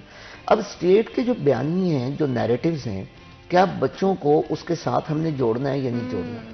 अगर हम उसके साथ नहीं जोड़ पाएंगे तो इट मीन्स कि सिर्फ कॉन्स्टिट्यूशन पढ़ाने से या पार्लियामेंट पढ़ाने से बच्चा किस तरह जो है वो स्टेट के साथ कमिटेड हो सकेगा। वो ये है कि हम नेशनल असेंबली के इलेक्शंस कैसे होते हैं, जुडिशरी जो है उसमें प्राइम मिनिस्टर जो चीफ जस्टिस ऑफ पाकिस्तान है उसकी क्या एज होनी चाहिए, उसकी क्या पावर्स होनी चाहिए, ये हम बच्चों को पढ़ा रहे हैं। लेकिन इससे इदारों के बारे में तो नॉलेज आएगा, लेकिन स्टेट कहाँ स्टैंड करेगी? अब स्टेट को हमें माशरे के साथ, बच्चों के साथ जोड़ने की ज़रूरत है। देखिए, इस वक्त कौम में बहुत ज़्यादा फ्रस्ट्रेशन है, उस फ्रस्ट्रेशन को कम करने के लिए सबसे पहले ये बात ज़रूरी है कि हम लोगों को स्टेट के साथ जोड़ें, उनको उनके साथ कमिटेड करें, अपने नेशनल इंटरेस्ट को सामने रखें। अब आपके नेशनल इंटरेस्ट क्या है? आपकी सिक्योरिटी है, आपका डिफेंस है, आपकी इकानमी है, आपका फॉरेन पॉलिसी है, ठीक है। अब ये नेशनल इंटरेस्ट तो आपके पाकिस्तान स्टडीज़ में ये जो अभी चीज़ें आप नहीं पढ़ाने जा रहे हैं उसमें तो कहीं नेशनल इंटरेस्ट का जिक्र नहीं है। अगर नेशनल इंटरेस्ट भी आप उसमें इग्नोर कर रहे हैं और लेजिस्लेचर पढ़ा रहे हैं, पार्लियामेंट पढ़ा रहे हैं, एग्जेक्टिव पढ़ा रहे हैं, ब्यूरोक्रेसी पढ़ा रहे हैं, ये तो पॉलिटिकल साइंस वालों का सब्जेक्ट है। अच्छा, फिर उसके बाद प्रॉब्लम ये है कि आपने ये नहीं देखा कि पाकिस्तान स्टडीज़ के जो बच्चे कॉम्पिटिटिव एग्जाम्स में अपीयर हो रहे हैं उनका जो कोर्सेज हैं वो क्या है। अब एक बच्चा PMS जाकर दे रहा है, वो कंपलसरी पाकिस्तान स्टडीज़ का जो पेपर अटेम्प्ट करेगा, क्या वो इन आइडियोलॉजी ऑफ पाकिस्तान और कॉन्स्टिट्यूशन के से मुतालिक होगा या पूरे पाकिस्तान को कवर करेगा? बिल्कुल। और फिर मैं समझता हूँ कि हमें प्रोविंसेस की जो एजुकेशन है ना वो इसमें ऐड करनी चाहिए जी। मसलन पंजाब का बच्चा जो है वो सिंध के बारे में नहीं जानता, ऐसा ही सिंध का बच्चा जो है वो NWFP के बारे में नहीं जानता। उस वक्त तक नेशनल इंटीग्रेशन जब तक नहीं होती उस वक्त तक स्टेट जो है वो स्ट्रेंथ नहीं हो सकती। कल्चरल हार्मनी लाने की जरूरत है। और कल्चरल हार्मनी जो आ सकती है ना, वो थ्रू पाकिस्तान स्टडीज़ ही आ सकती है। अब देखें, इसमें कल्चर का कोई चैप्टर ही नहीं रखा गया। अच्छा, अगर कल्चर का चैप्टर नहीं होगा तो यहाँ देखें कि जब बुजुर्गान दीन भी यहाँ आए हैं ना, जब इस्लाम फैला है, तो उन्होंने भी आके यहाँ के कल्चर को नहीं बदला। उन्होंने सबसे पहले क्या किया है कि उन्होंने लोगों उसी कल्चर में जाके लोगों की जो कंटेंट्स हैं वो चेंज करने की कोशिश की है। अब ये अगर आप फौरी तौर पे ये कहें कि हम इस्लामाबाद बैठकर और वहाँ पे जो है इस्लामाबाद के अंदर जो इदारे एग्जिस्ट कर रहे हैं उनको हम बच्चों को पढ़ा के हम समझें हम पाकिस्तान स्टडीज़ पढ़ा रहे हैं, तो मैं समझता हूँ ये स्टेट के साथ बहुत बड़ी ज़्यादती है। बिल्कुल सर, क्योंकि ये जैसे आप बात कर रहे हैं कि अगर हम सिर्फ बैठ के इस्लामाबाद की पार्लियामेंट को डिस्कस करते रहेंगे तो जो इतनी हमारे लिए हमारे आबाओ अजदाद ने कुर्बानियाँ दी हैं और पाकिस्तान की पूरी एक जो हिस्ट्री है हम अपने बेस से ही जो है वो स्टूडेंट्स को अलग कर देंगे, तो शायद आने वाले टाइम में जो है वो बच्चे उन तमाम चीज़ों को रियलाइज़ भी नहीं कर पाएंगे, उस चीज़ को एक्सपीरियंस ही नहीं कर सकते थ्रू स्टडीज़ कि पाकिस्तान का पीछे हिस्टोरिकल बैकग्राउंड क्या रहा है, हमारा कल्चर कितना खूबसूरत है। और मज़ीद उसमें जैसे आपने बात की कि सूबाई तौर पर उसे जो है उसमें ऐड करना चाहिए, क्योंकि एज स्टूडेंट हमने भी जब पढ़ा है तो आपकी बात बिल्कुल दुरुस्त है कि पंजाब में बैठे स्टूडेंट को नहीं पता है कि सिंध का कल्चर और सिंध के बारे में क्या है। सर, मैं आपसे भी डॉक्टर साहब जानना चाहती हूँ कि जैसे कि आपने पहले बात की कि जिन बच्चों की स्पेशलाइजेशन ही स्पेशली पाकिस्तान स्टडीज़ में है उनका फ्यूचर कितना रिस्क पे चला जाएगा इससे? जी देखें, बिल्कुल जैसे ही नाम चेंज होता है, नेमक्लेचर चेंज हो गया, नाम बदला गया, तो उनकी डिग्री भी ज़ाहिर है फिर उसकी जो आप रेलिवेंस देखनी पड़ेगी और मुख्तलिफ और चीज़ों में भी वो आ जाएंगे। लेकिन इसके साथ साथ फिर जो है ना वो बच्चे खुद भी कंफ्यूज हो जाएंगे कि अब हमारा तो वो नाम ही नहीं रहा। अच्छा, दूसरी बात ये है कि आप देखें कि जो सब्जेक्ट है ना, जैसे पाकिस्तान स्टडीज़ है, ये हिस्ट्री की ही सिस्टर एक कह लें, और हिस्ट्री से ही निकला है, इसमें कोई दूसरी राय है ही नहीं। लेकिन सवाल ये है कि अब जब हम कई पूरे ग्लोब को देखते हैं तो हमें ये पता चलता है कि तमाम ममालिक के अंदर उसकी अपनी स्टडीज़ मौजूद है, जैसे अमेरिकन स्टडीज़। सर, मैं आपकी बात को यहीं से कंटिन्यू करूंगी और जानेंगे ब्रेक के बाद कि किस तरह से जो बच्चे स्पेशली मुताला पाकिस्तान की डिग्रियां हाथों में लिए अपने घरों में बैठे हैं, अब वो कितने परेशान हैं, उनके लिए कितना स्कोप है और उनके फ्यूचर रिस्क क्या है, इस हवाले से मजीद बात करेंगे। वक्त एक छोटी सी break, I will be right back after a short break.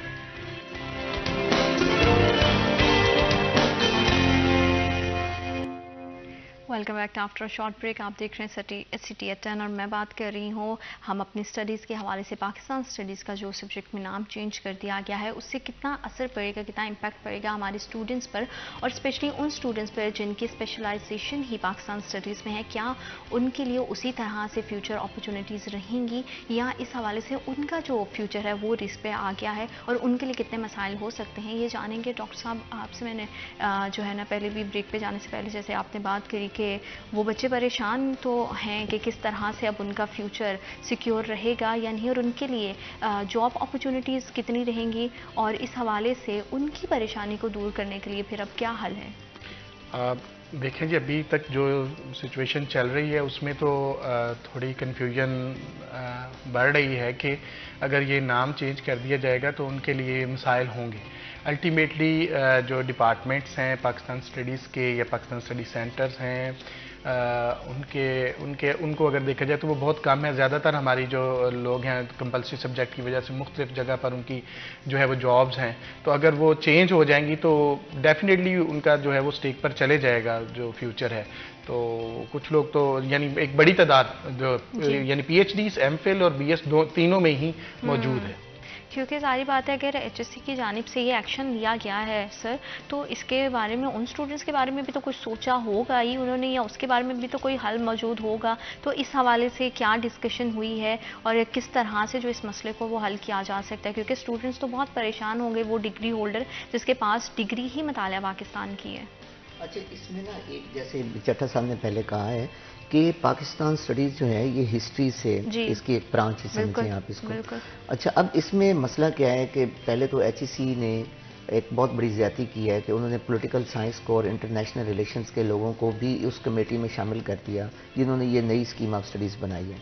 अब पहला तो ये स्टेप जो है ना मैं इसको कंडेम करता हूँ और मैं समझता हूँ कि इनको हिस्ट्री और पाकिस्तान स्टडीज़ के लोगों को बिठाना चाहिए था कि आप लोग बैठ के इसका स्कीम ऑफ स्टडीज़ आप डेवलप करें, क्योंकि अब जैसे जैसे वक्त गुजर रहा था उसी तरह जो पाकिस्तान स्टडीज़ हैं वो इंडिपेंडेंट अपनी आइडेंटिटी इस्टेब्लिश करने में कामयाब हो रही थी। जी। पहले ये था कि हिस्ट्री के जो लोग हैं वो पाकिस्तान स्टडीज़ की सीट्स पे आ जाया करते थे।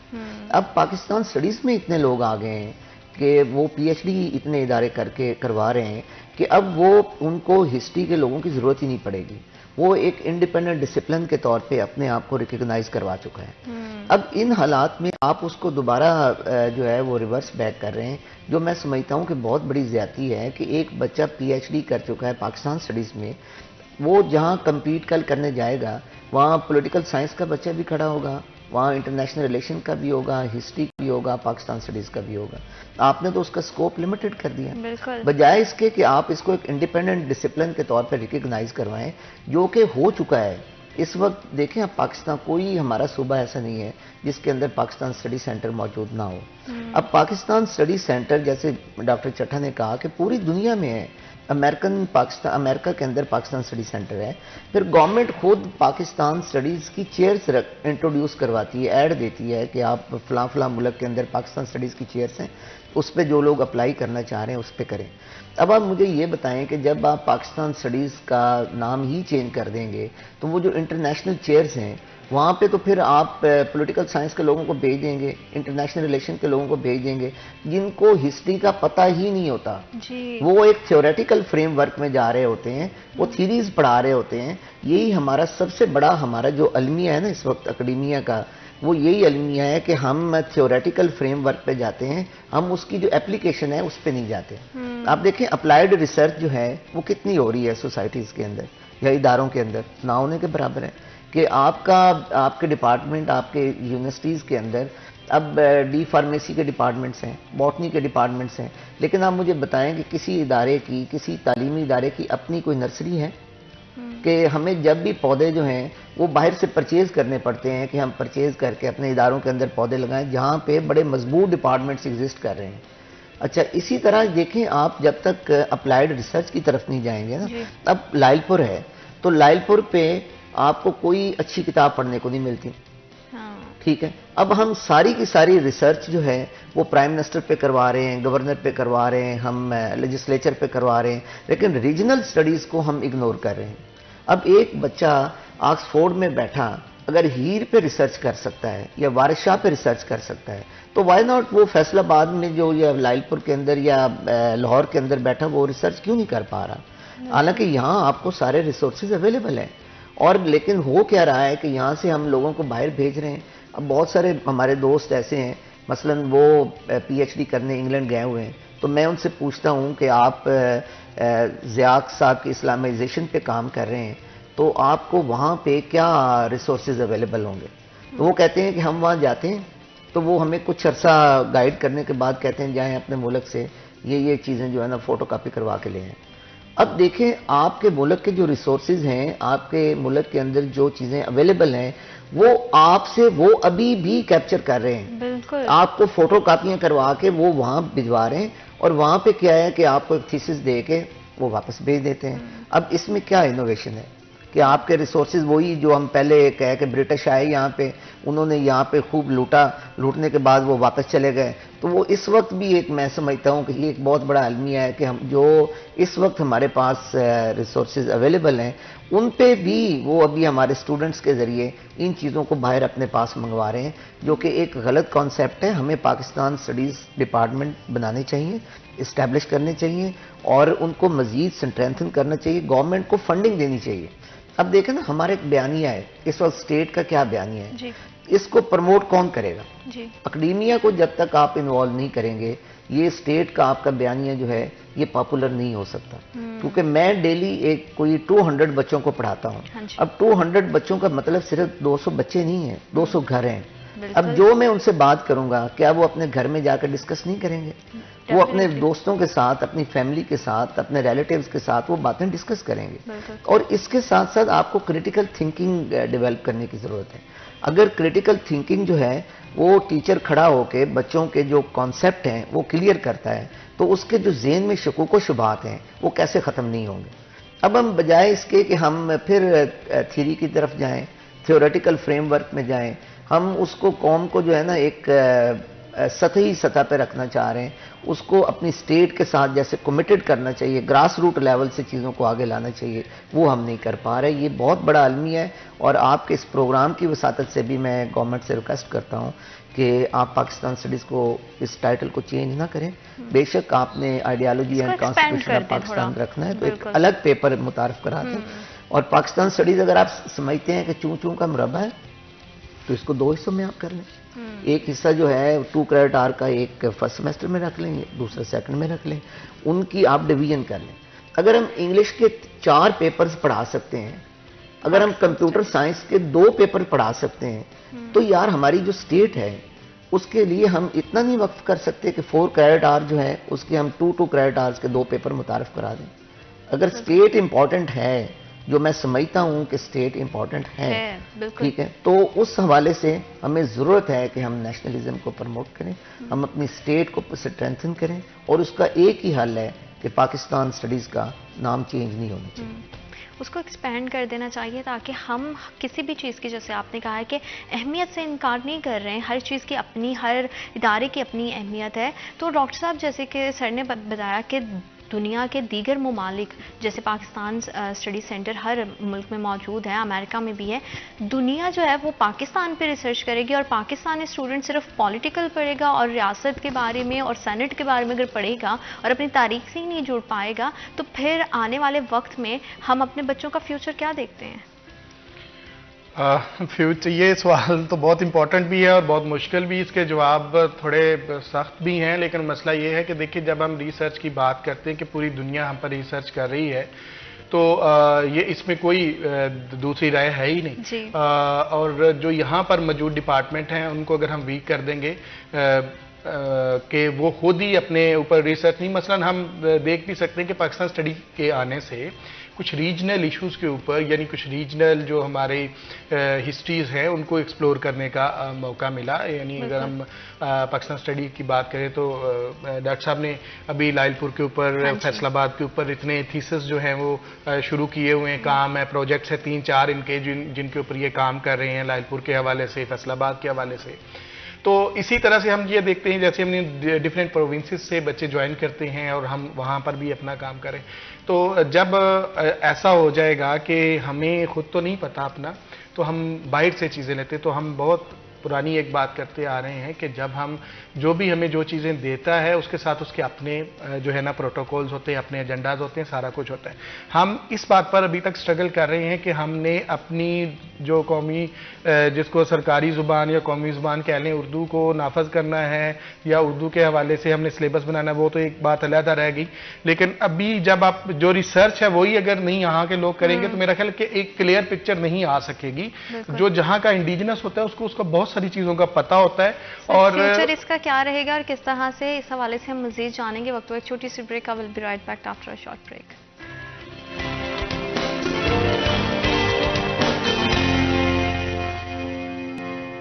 Welcome back after short break. आप देख रहे हैं सिटी एट 10 और हम बात कर रहे हैं एक बहुत बड़ी तब्दीली की, जिसमें हम तालीमी इदारों में देखते हैं कि हमारे जो बुक्स के साथ स्टूडेंट्स की वाबस्तगी है वो बहुत ज़्यादा इंपॉर्टेंट होती है। और ऐसी सूरत हाल में HEC की जानिब से जो है पाकिस्तान स्टडीज़ का नाम चेंज करके आइडियोलॉजी एंड कॉन्स्टिट्यूशन पाकिस्तान रख दिया गया है। इसके पीछे का क्या मकसद था और इससे आने वाले टाइम में हमारे मुस्तकबिल पर कितना असरअंदाज होगी ये तब्दीली, उसी हवाले से हम जान रहे थे। डॉक्टर साहब, आप बता रहे थे कि किस तरह से इसके इम्पैक्ट रहेंगे इन फ्यूचर।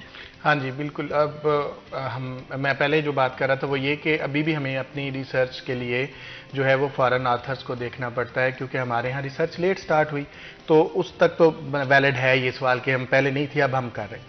अच्छा, अब जब हमारे पास ये एवेन्यू ओपन हुआ है, खिड़की खुली है, तो हमें ये चाहिए कि हम इसको ज़्यादा बढ़ाएं और आने वाले दिनों में हमारे जो यहाँ के इंडिजिनस हैं, जो लोकल हैं, उनकी रिसर्चर्स को भी लोग देखें। एक अल्टरनेटिव हिस्ट्री जो है ना वो हम तख्लीक कर सकते हैं और कर रहे हैं। अगर उसको बिल्कुल बुनियादी, बिल्कुल अभी वो अपने फर्स्ट 0 स्टेप पर ही अगर हम उसको वापस कर देंगे तो मेरा ख्याल कि उसको ये बहुत बड़ी ज्यादती होगी। किसी भी चीज़ को एक टाइम देते हैं, अगर उसके अंदर कोई प्रॉब्लम्स हैं जो कि होंगी, इसमें कोई इनकार नहीं है, तो वो मैंने पहले भी कहा कि कभी भी कोई चीज़ परफेक्ट तो नहीं है, उसमें हमेशा एक रहता है गुंजाइश, तो उसको ठीक किया जा सकता है, ना कि उसको सिरे से ख़त्म किया जाए। ताकि जो हमारे यहाँ पर जो लोकल रिसर्चर काम कर रहे हैं, लोकल से मेरी मुराद ये है कि जो यहाँ के नेटिव हैं, जब वो इन चीज़ों को देखेंगे तो उनके लिए जो है ना वो बिल्कुल एक जो है ना वो नई बात आएगी। अब भी आप देखें, हम जब हड़प्पा मोहनजोदड़ो की बात करते हैं तो हमें उनको पढ़ने के लिए जो स्कॉलर्स हैं ना, जो हड़प्पा स्टडी सेंटर है ना बड़े बड़े, वो अमेरिका में हैं, तो हड़प्पा साहिवाल में। अब जब हमने लोगों को ये गुंजाइश दी नहीं है कि आप जाकर हड़प्पा पढ़ें या हम हड़प्पा सेंटर यहाँ बनाए जाएं, तो फिर हम अपनी ही तहजीब को नहीं जानते, और वो जो हमारे नाम रखते, जो हमारी तारीख देखते हैं, हम वही पढ़ने पर जो है ना वो उससे ज्यादा नहीं पढ़ सकते। आप देखें कि इसके हवाले से फ्रांस में सबसे पहले हुआ, जब एनालिस्ट स्कूल ऑफ थॉट आया तो उन्होंने कहा कि हमने इंग्लिश नहीं भाई पढ़नी, हमने अपनी तारीख खुद से लिखनी है। और उन्होंने कहा कि ये जो नो डॉक्यूमेंट नो हिस्ट्री वाला कॉन्सेप्ट ही गलत है, ये तो लिमिटाइज कर रहे हैं। आप वो हिस्ट्री लिख रहे हैं जो आपको किसी बादशाह ने दी है, हम तो हिस्ट्री लिखेंगे वो जो लोगों की है। तो उन्होंने फिर उसके बाद फिर हिस्ट्री जो है वो गुस्से की तारीख लिखी, इमोशंस, हिस्ट्री ऑफ इमोशंस लिखी, और हिस्ट्री को उन्होंने एक बड़ा सब्जेक्ट बना दिया। बिल्कुल इसी तरह से जब हम बात करते हैं कि हिस्ट्री को जब आप उसको बिल्कुल लिमिटाइज कर देंगे तो उसके मसाइल होंगे, तो फिर इंडिया के अंदर यानी हमारे यहाँ पर जो इंडिया में रणजीत गुहा का नाम आता है, उसने सबसे पहले आकर सबाल्टर्न स्कूल ऑफ थॉट का नाम दिया, जो हमारा यहाँ का एक समझ लें इंडिजिनस स्कूल ऑफ थॉट है कि एक तारीख वो है जो आप हमें बता रहे, एक सबाल्टर्न की तारीख है। तो उस सबाल्टर्न स्कूल ऑफ थॉट को खुलने से इतने नए लोग, इतनी नई तारीख सामने आई। तो अब जब यहाँ पर जो लोग काम कर रहे हैं, जो people's history, subaltern school of thought, अपने लोगों की तारीख कैसे उन्होंने ये सारा सहा, पार्टीशन कैसे गुजरी और उसके बाद कैसे हुआ, और जो रियलिटी है, जो लोग हमारे पास मौजूद, सोर्स तो हमारे पास है, अगर हम उसी को नहीं कर रहे एक्नॉलेज, तो आई थिंक कि ये बहुत बड़ी ज्यादती है और यहाँ के लोगों के लिए एक बहुत बड़ी ज्यादती है। इसमें तो किसी भी तरह का दोराहे नहीं है। सर, जैसे कि हमने बड़ी तफसील से बात कर ली, इससे क्या मसाइल हो सकते हैं, इससे क्या चीज़ें होंगी और बच्चे तारीख से दूर हो जाएंगे, इन सब चीज़ों में जो पर्सनली मुझे एक चीज़ अभी भी समझ नहीं आई कि ऐसे भी कौन से मसाइल हैं या ऐसी भी कौन सी वजूहात हैं जिसकी बिना पे HSC को इसके अलावा कोई और बेहतर हल दिखाई नहीं दिया है कि सब्जेक्ट का नाम ही चेंज कर दिया जाए। और क्या इन फ्यूचर इस पे अगर बैठकर बात की जाए तो इस पे नज़रसानी करके इस फैसले को वापस लिया जा सकेगा? जी, मैं पहले जैसे मैंने बात की कि पहले तो वो जो कमेटी बनाई गई जिसके अंदर एक जो फॉर्मेशन हुई है उसमें political science, international relations, history और पाकिस्तान स्टडीज़ के 4 तरह के लोग थे। अब उसमें मैं समझता हूँ कि पॉलिटिकल साइंस और इंटरनेशनल रिलेशंस का इस सब्जेक्ट से इतनी रेलिवेंसी नहीं है जितनी कि हिस्ट्री और पाकिस्तान स्टडीज़ का। अच्छा, अब क्या हो रहा है कि इसमें ज़्यादा जो अभी जो मुतारिफ कराई गई है चीज़, वो मुझे उसमें ज़्यादा पॉलिटिकल साइंस की जो खुशबू है ना वो उसमें से आ रही है, क्योंकि उसमें हमने हिस्ट्री का एक पोर्शन रखा है जिसमें हम आइडियालॉजी को डिफ़ाइन कर रहे हैं। ठीक है, अब आइडियालॉजी के साथ साथ और बहुत सारे फैक्टर्स जो है ना, कभी कोई स्टेट किसी एक फैक्टर की वजह से नहीं बनती, उसमें मल्टी फैक्टर्स होते हैं जिसको आपने मुतारिफ कराना होता है। अच्छा, उसके बाद क्या है कि आपने उसमें जो दूसरा एस्पेक्ट लिखा है, जो पहले मैंने कहा कि फ्रीडम मूवमेंट का, उसको आपने बिल्कुल लिमिटाइज कर दिया है, जिसको ज़रा एक्सपेंड करने की थोड़ी सी ज़रूरत है कि बजाय इसके कि हम उसको एक चैप्टर में या 1.5 चैप्टर में ख़त्म कर दें, वो बहुत बड़ी ज़्यादती है कि आप 1857 से स्टार्ट करके आप उसको 1937 का जो है वो एक चैप्टर बना रहे हैं। वो बहुत बड़ा एक, उसमें आप फिर कैसे मुस्लिम लीग पढ़ाएंगे, कैसे आप खिलाफत मूवमेंट पढ़ाएंगे, कैसे लखनऊ पैक्ट पढ़ाएंगे, सारी चीज़ें ये अपनी जगह एक अहमियत रखती हैं। बिल्कुल। अच्छा, फिर उसके बाद आपने एक उसके अंदर रखा है कि जी जो हमारे लीडर्स हैं उनका विजन क्या था। ठीक है, अब लीडर्स में फिर आपने उसको लिमिटेड कर दिया, उसमें आपने कायद-ए-आज़म मोहम्मद अली जिन्ना और अल्लामा इकबाल तक महदूद कर दिया। अच्छा। अगरचे हमारी ये मेजर लीडरशिप थी यही, ठीक है, लेकिन इसके साथ साथ जो है हमें बाकी जो लीडर्स हैं, मसलन सर सैयद अहमद खान का भी पूरा एक कंट्रीब्यूशन है, तो उसको हमने इग्नोर कर दिया है। अच्छा, फिर उसके बाद आपने पाकिस्तान मूवमेंट का जिक्र किया है कि उसमें जो स्टूडेंट थे उनका क्या किरदार था। ठीक है, अब पाकिस्तान मूवमेंट के अंदर पॉलिटिकल पार्टीज़ का एक किरदार है, उसके अंदर जो है वो वहाँ पे जो रीजनल पॉलिटिकल पार्टीज़ थी उनका एक किरदार है। अब देखिए, यूनियनिस्ट पार्टी को अगर आप इग्नोर कर देंगे तो 1940s में जो इलेक्शन हुए हैं 45 में, तो उसके वो कैसे आप उसको मुस्लिम लीग की जो पॉपुलैरिटी है उसको किस तरह एनालाइज कर सकते हैं। अच्छा, फिर आपने पाकिस्तान बनने के बाद बिल्कुल सारा फोकस जो है वो आपने कर दिया है जी कि वहाँ पे पार्लियामेंट की स्टडी होगी, उसमें जो है वो जुडिशरी की स्टडी होगी, उसमें कॉन्स्टिट्यूशन में आपने कहा है कि सिर्फ फंडामेंटल राइट्स पढ़ाए जाएंगे। अब फंडामेंटल राइट्स जो हैं वो तो हम ऑलरेडी पढ़ा रहे हैं, जब कॉन्स्टिट्यूशन पढ़ाते हैं तो उसके अंदर फंडामेंटल राइट्स पढ़ाते हैं। फिर आपका एक उसका है, एक आपका नैरेटिव है इस्लामिक स्टेट का। अब इस्लामिक जो प्रोविजंस हैं वो चाहे 56 के कॉन्स्टिट्यूशन की हों, 63 के हों, 62 के हों या 73 का हो, तो वो भी आपको पढ़ानी पड़ती हैं। अब कॉन्स्टिट्यूशनल पूरी एक डेवलपमेंट है कि 1947 में पाकिस्तान बन गया, 1956 तक हम कॉन्स्टिट्यूशन क्यों नहीं बना सके। अब इसका ये काजेज जो हैं डेफिनेटली आप पढ़ाएंगे। अच्छा, आपका जो पॉलिटिकल कल्चर है उसको आप इग्नोर कर रहे हैं कि पॉलिटिकल कल्चर क्या आपका क्या है। आपके पॉलिटिकल पार्टीज एग्जिस्ट कर रही हैं, आपके यहाँ इलेक्शंस होते हैं, आपके यहाँ पावर पॉलिटिक्स है। अच्छा, बहुत सारी चीज़ें जो है ना वो आप उसके अंदर पूरा एक उसका फीचर आपको पढ़ाना पड़ता है ताकि बच्चों को अवेयरनेस हो कि कल अगर हमने इस पॉलिटिकल कल्चर को चेंज करना है तो हम किस तरह उसको चेंज कर सकते हैं। उसका बिल्कुल उसमें जिक्र नहीं है, जो कि बहुत बड़ा अलमिया है, मैं समझता हूँ। अच्छा, फिर उसके बाद आप देखें कि फॉरेन पॉलिसी है।